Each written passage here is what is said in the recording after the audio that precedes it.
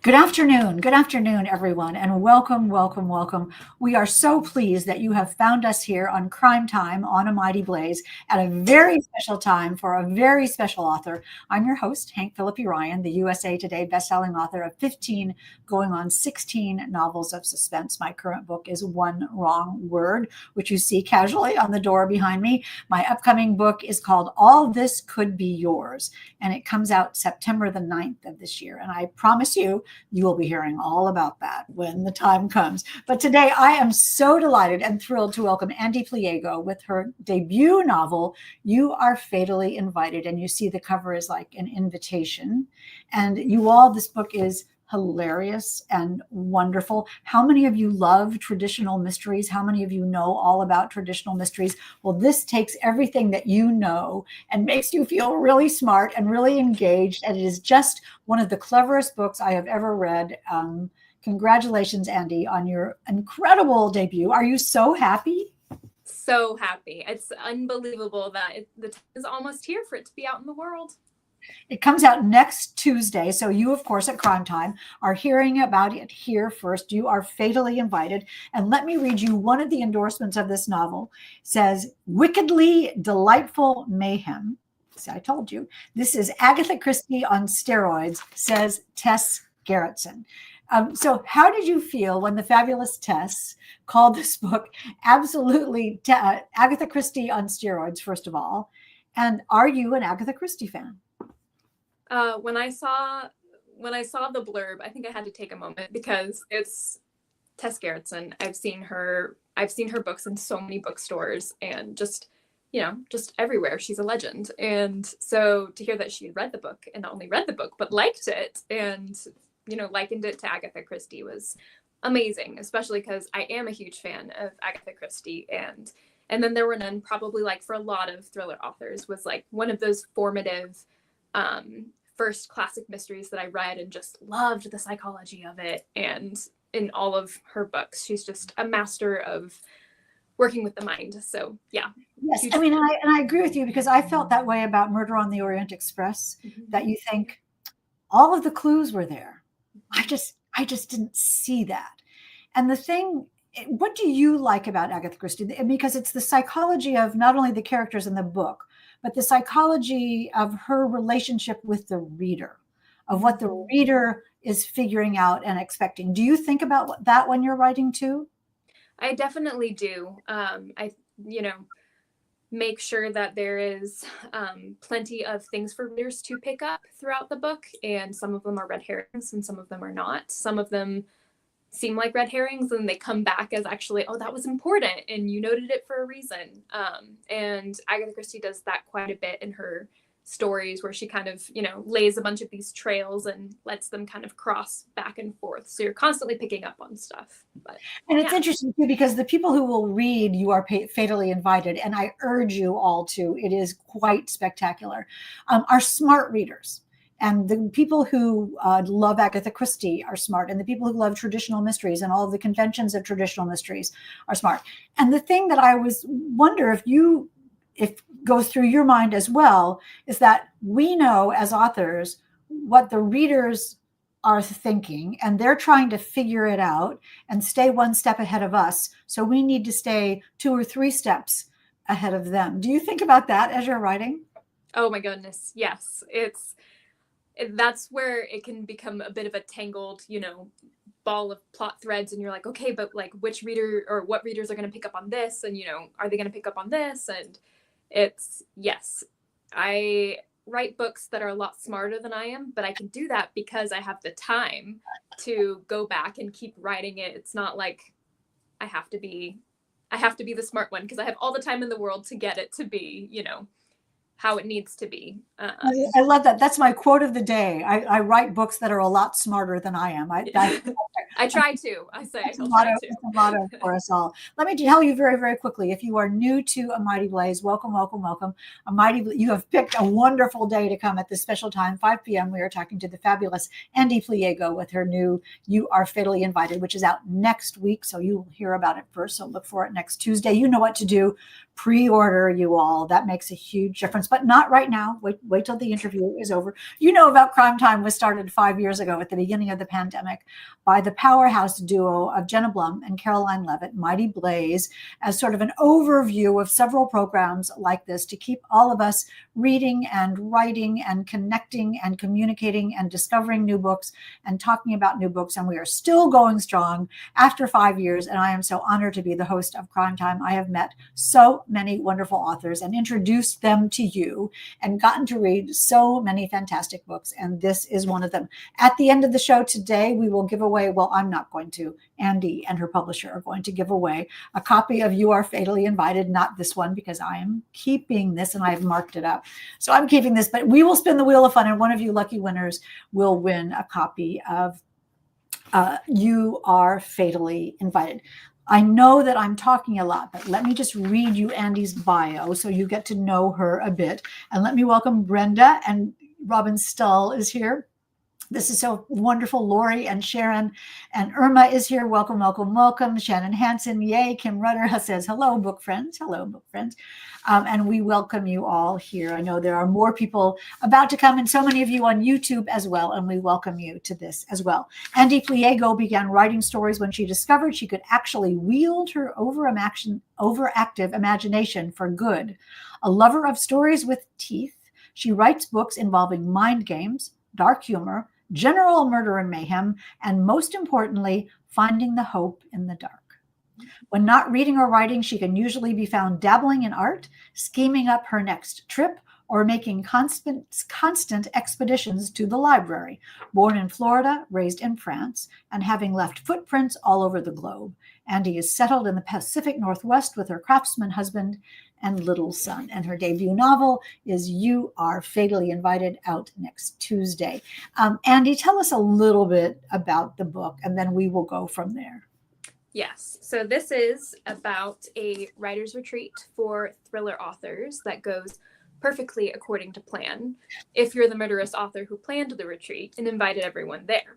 So, of course, it's a fatal retreat. And the authors, when they arrive, they think they're there to learn from an anonymous author who's finally going to reveal to them his identity. And he's a legend, and they've all read his books. They're all fans.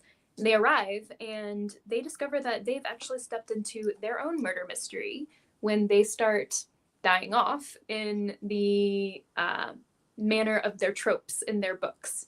So it's a very meta take on the "and then there were none" type story. I mean, it's so funny, and we'll talk about this more. But for instance, theoretically, and then we'll go into it, an author who writes about someone who is hanged gets hanged. An author who writes about someone who is drowned gets drowned. And every single trope that we all love, and we'll talk about that in a minute, in murder mysteries is in this.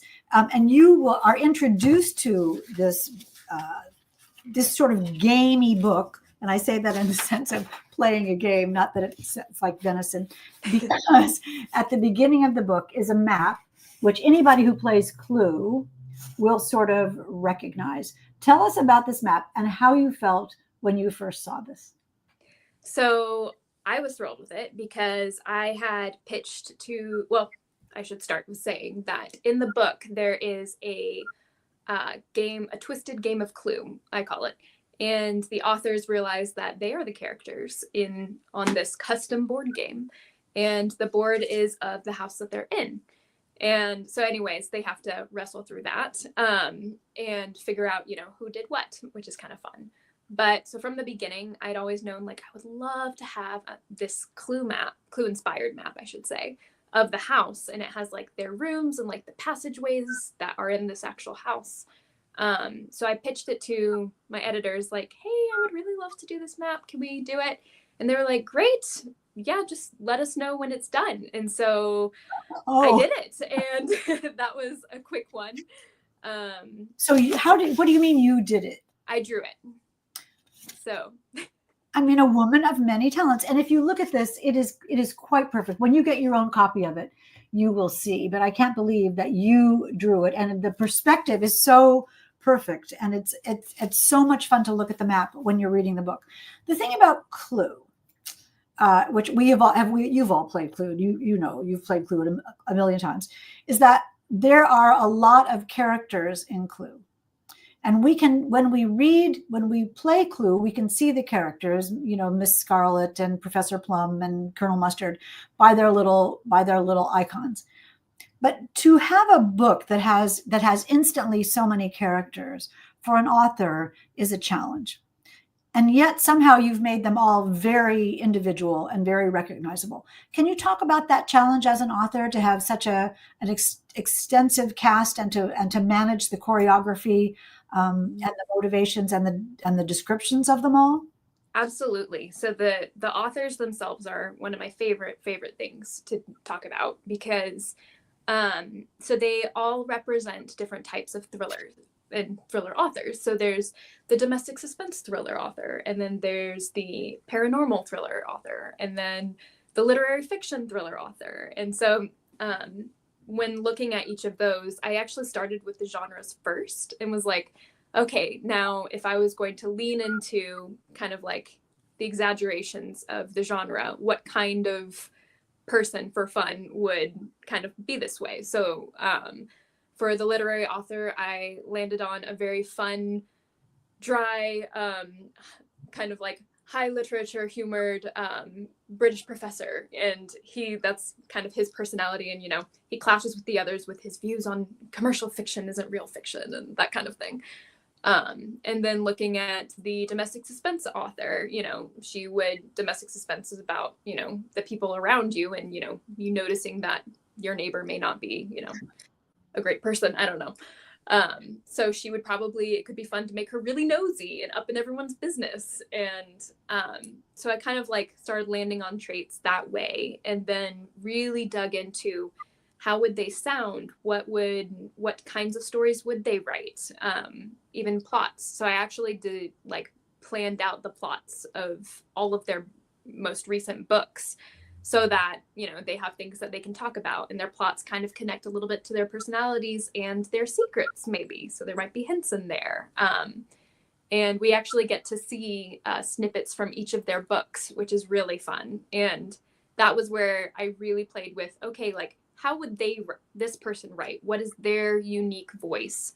How can I make it sound like the way they speak too, so that you can go, aha, I see how this person would have written that. So anyways, it was a lot of digging deeply with each character and figuring out, okay, what makes this person this way? How does it connect to their secret, their personality, their books, all of that. So I'm just trying to understand your brain. I'm just trying to envision what's going on in there and how you kept track of all the connections. Renee says the characters sound wonderful and the book sounds incredible. It is, and it is wonderful. And one of the things that you do such a high wire act throughout, and we can talk about this a little bit more in a minute as well, but that you had to balance the sort of stereotypical, let's say, domestic suspense author in the book without making fun of them, or the literary fiction author without making fun of them, but understanding that we've read a million books by those people and we know what we think they are, but you still had to make them be powerful, real characters that were not cardboard cutouts of those people, but living, breathing for a while characters in your novel.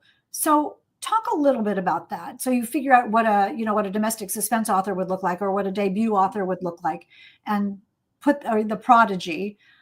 But then you have to make them real. Was that a step that you took when you were writing?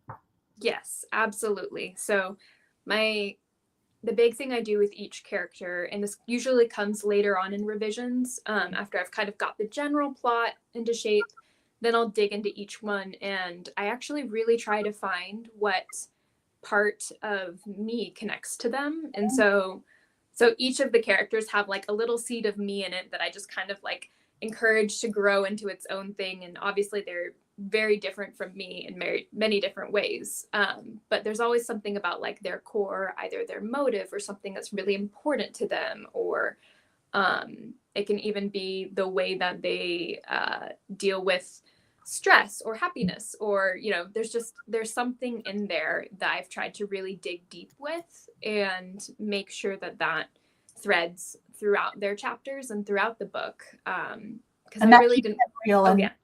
Go ahead. Keeps them real and more in depth and not just a stereotype. Yes. And that's one of the things that is so revealing about this book, that it doesn't feel like a debut novel, whatever that means.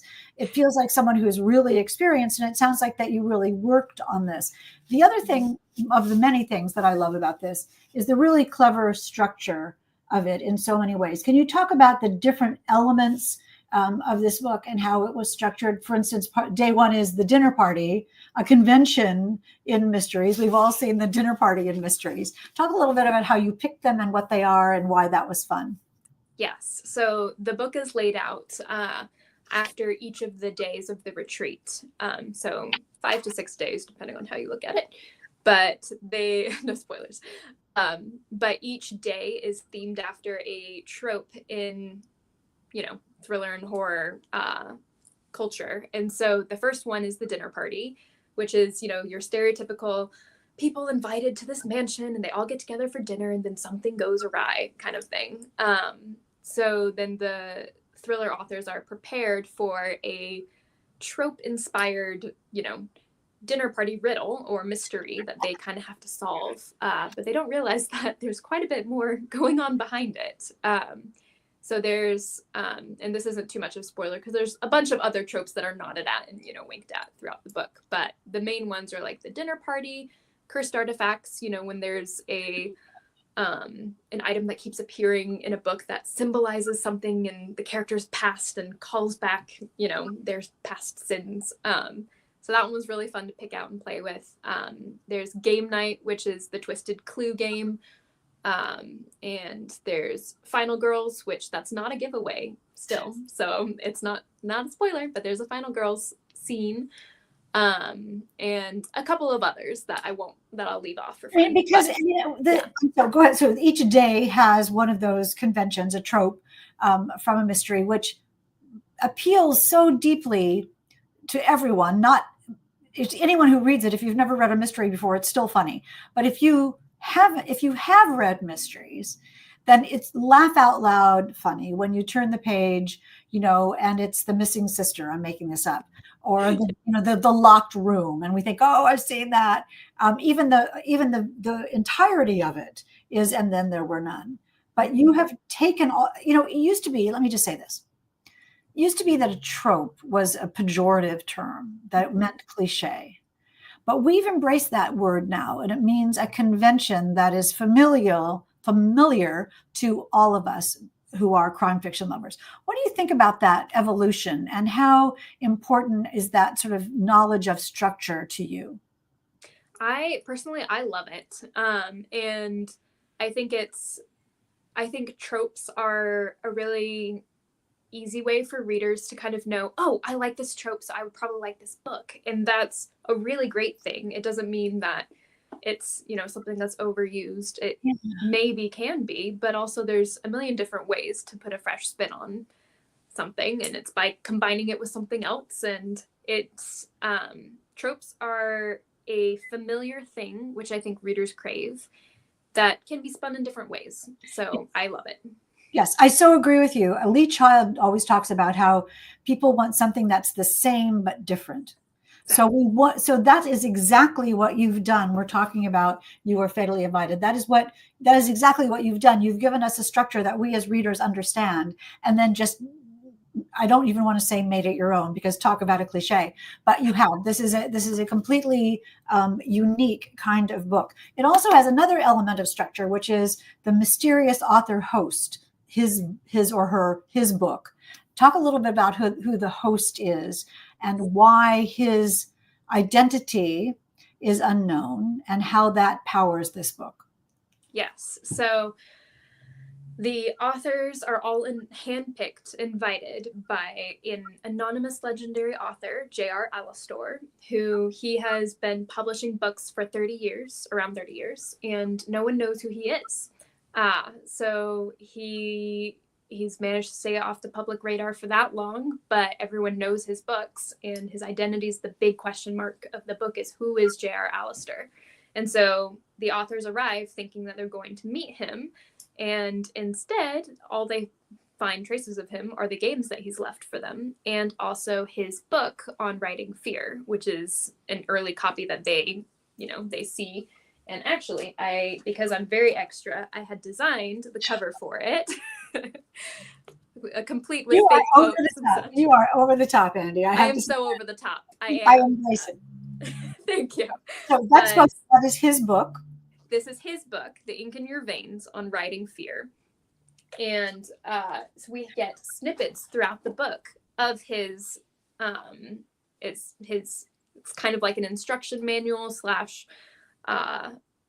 muse on tropes and fear and thriller and horror and why we crave those things and what makes them really fun.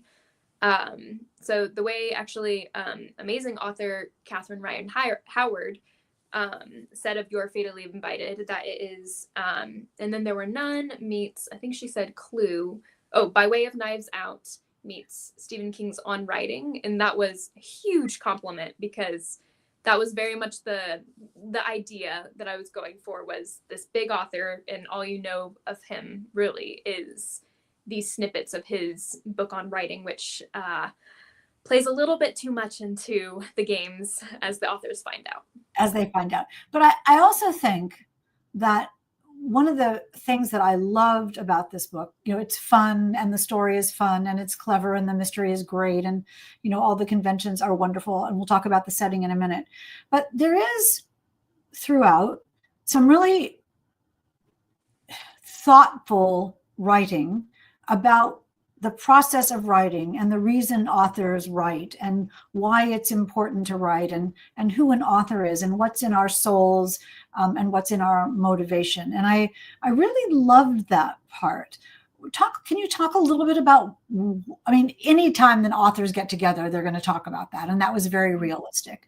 But the philosophy of writing is woven throughout. Can you talk about that element a little bit? Yeah, absolutely. So this book is, as much as it's a huge love letter to mysteries, thrillers, horror, all of that, it's also a big love letter to writing. And when I was drafting the book and planning through it and trying to figure it out, what's the story really about? Yes. I had one book on submission to publishers, and that was a different age range, different category. And that book was deemed too genre blending for the market at the time, which fatally is very genre blending now. So it worked out. But, every writer receives rejections and receives a moment where they really have to figure out, why am I doing this? Like, what is so important about this? Why can't I stop? And should I stop? And all of those doubts. I think probably every writer struggles through that at one point or another. And so that was very much my kind of trial by fire of trying to figure out, like, okay, what am I doing? Why am I doing this? Why is this so important to me? And so writing the book was kind of me in some ways working through some of that and realizing, like, no, like I can't stop writing. Like, it's just still, huge part of who I am and what I want to be doing. And so it ended up kind of being both poking at some of that and also, just being like, yeah, like this is a little bit of what it's kind of like, I think. And I hope that other writers will find things that they enjoy about that particular element, like you were saying. So yeah. Yes, I loved it. I thought it was very subtle of you, a very, sort of, it was clever of you and subtle of you. You're not pushing it in our face, but the idea of that this is a craft and an art and a passion really comes through in the book. The setting is terrific. Tell a little bit about the setting and tell us if this is a real place and a real house. Yes. So the answer is yes and yes, to some degree. So there is an island off of the coast of Maine that's called Clapboard Island Estate. And it's this gorgeous house on the secluded island. And that, when I saw the pictures of it, I was like, that's it. That's the house. Like, it happens here. And so, of course, I took so many liberties with, the layout of the house, and there are secret passageways and stuff that are, I don't know if they're in the actual house. I would be surprised, but. Well, they're secret, right? So you don't know. It's true. There might be. So if anyone goes, they should let me know if they go and snoop around for it. Not that I'm advocating that, but anyways. So yes, so it's on this private island. It's this big house that's received a lot of renovations, and a lot of strange additions to it. There is a giant museum room, which is really fun, which has all sorts of memorabilia from thriller and horror history.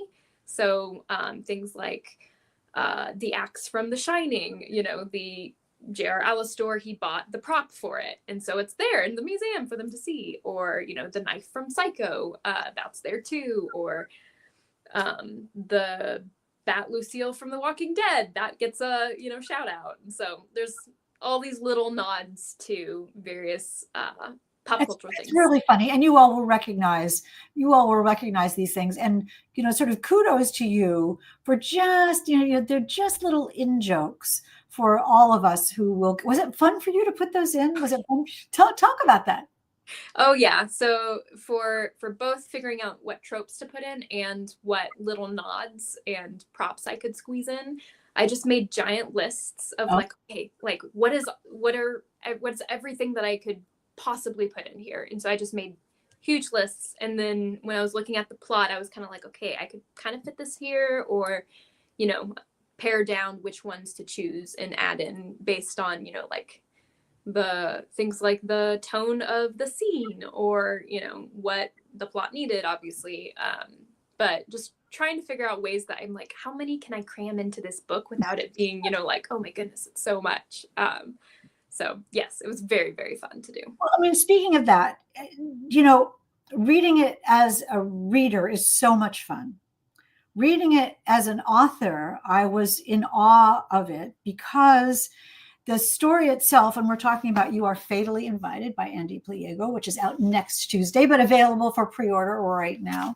In reading it as an author, I was in awe of the underpinnings. I was looking for the structure of how you could possibly have taken all of these puzzle pieces that I knew had to be in there, that you had to know, like getting a million piece puzzle and putting them all together in a way that made seamless sense, so that it's so much fun for the reader, but must have been so difficult for you. Can you talk? Can you confess? Can you go into the confessional and confess, which is part of the book, you all, confess to the difficulty of this? How did you possibly do this? Oh yes, there were multiple breakdowns involved. This story broke my brain in multiple ways along multiple stages. I'd realize I'd painted myself into a hole and was like, or I'd realize, oh, that plot thread I thought was going to be really important at the beginning has completely disappeared. So I work very much in layers, kind of like layers of paint. So usually the really small connections and the little plot threads and the red herrings and all of those things come much later for me, like maybe around draft 5, maybe.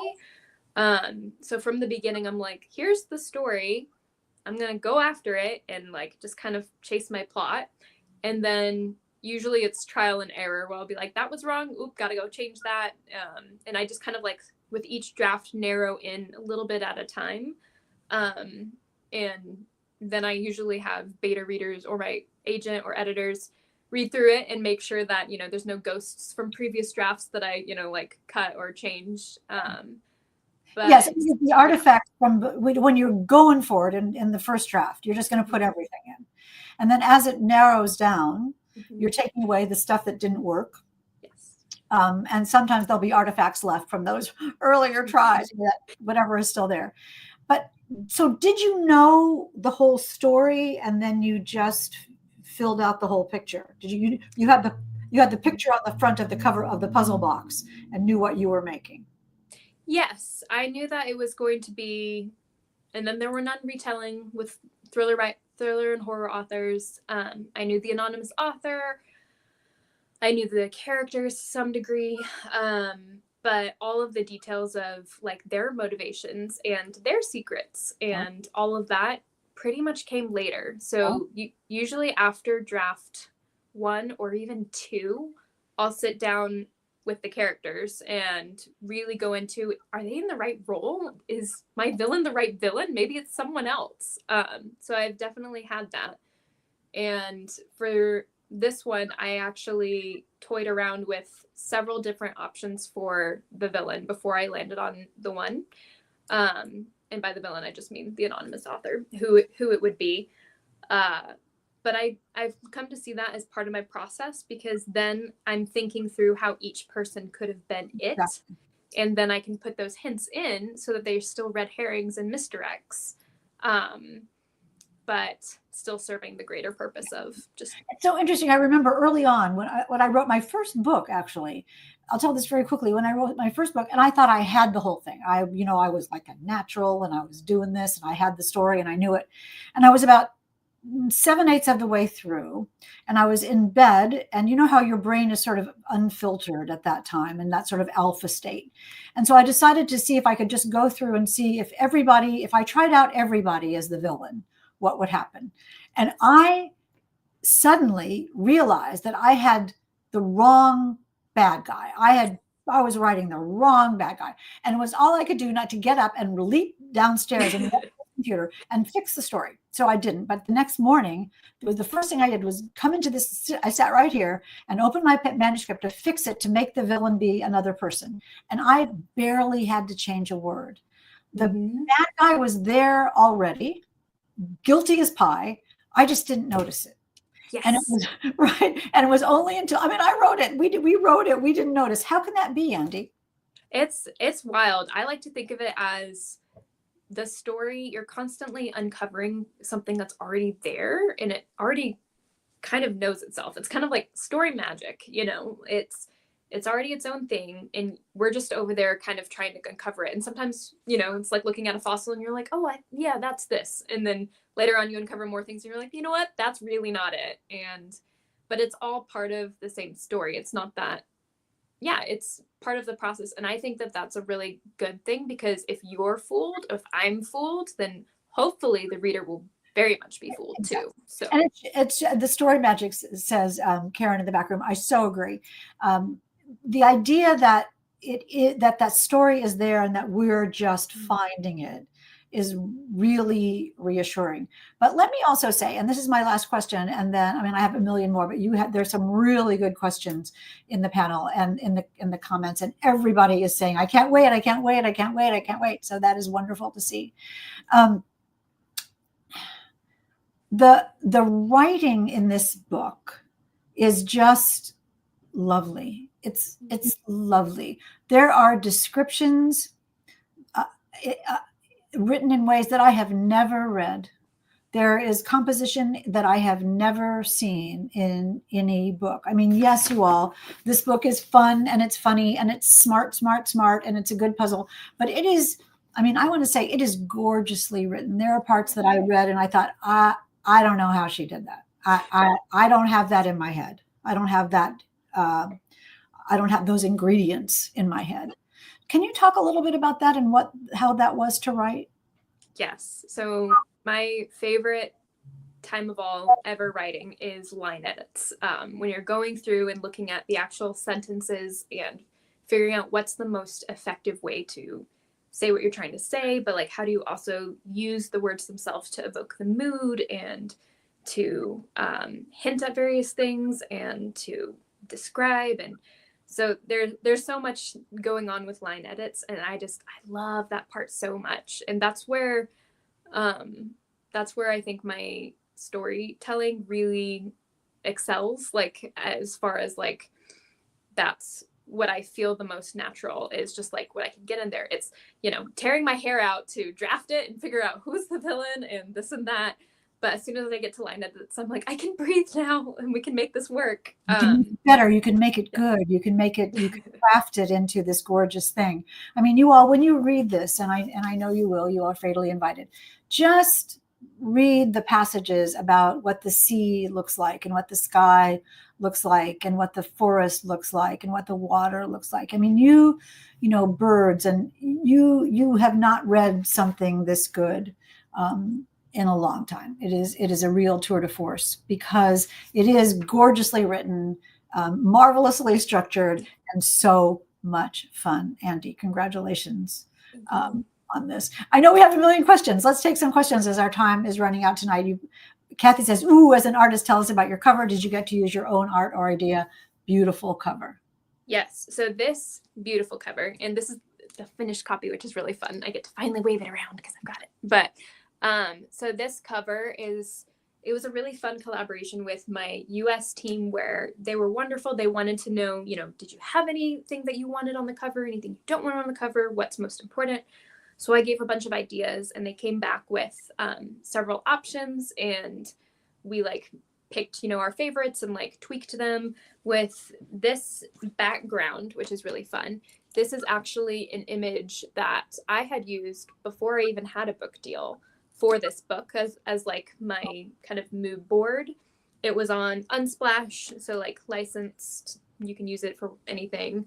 So I sent it to them and said this is the coast, this is what I've had in my head. And so I didn't even expect them to use it, and they just blew me away with making the sky even more dramatic and giving the details